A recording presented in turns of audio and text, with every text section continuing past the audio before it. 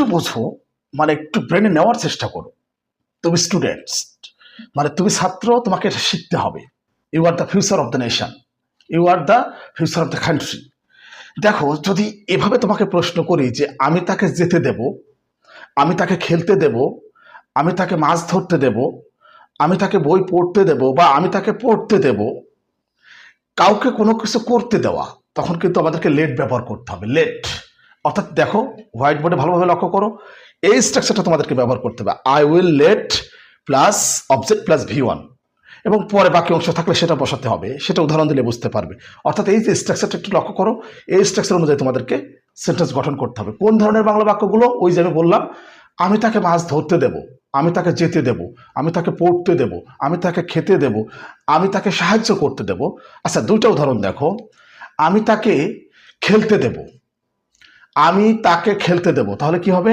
নিয়ম অনুযায়ী করো। I will let, I will let, এখানে অবজেক্ট কি? Him. I will let him. V1 কি? খেলা, তাই তো, খেলা, তাহলে প্লে। প্লে, এটাই হচ্ছে মূল ভাব।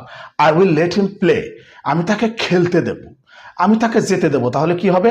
I will let him go, I will let him গো।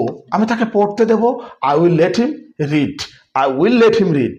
একেবারে ইজি, মানে খুবই ইজি। ভিডিওগুলো একটু মনোযোগ দিয়ে দেখো, নিজেরা খাতা কলমে বাসায় বসে প্র্যাকটিস করো। একটা সময় ইংরেজিতে তুমি অনেক ভালো করবে, কেননা ইংরেজি খুব সহজ একটা ভাষা যদি তুমি বুঝতে পারো। আর তোমাকে বুঝতে হবে, কেননা তুমি ছাত্র, তুমি দেশের ভবিষ্যৎ, তোমাকে অবশ্যই বুঝতে হবে। স্ট্রাকচারগুলো একটু ব্রেনে রাখতে হবে, তাহলে ইংরেজিটা ইজি হবে। আমার মনে হয় যে আমার ভিডিওগুলো অবশ্যই তোমাদের জন্য ইফেক্টিভ।